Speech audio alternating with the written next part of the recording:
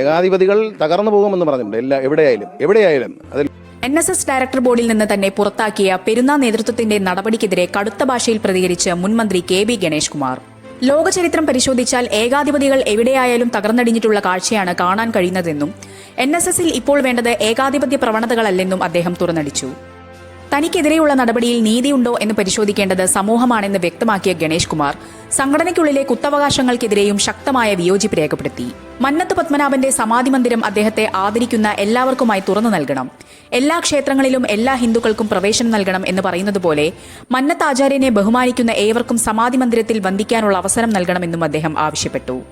മുഖ്യമന്ത്രി VD സതീശൻ NSSനെ അധിക്ഷേപിച്ചുവെന്ന പെരുന്നയുടെ ആരോപണങ്ങളെയും ഗണേഷ് കുമാർ തള്ളിപ്പറഞ്ഞു.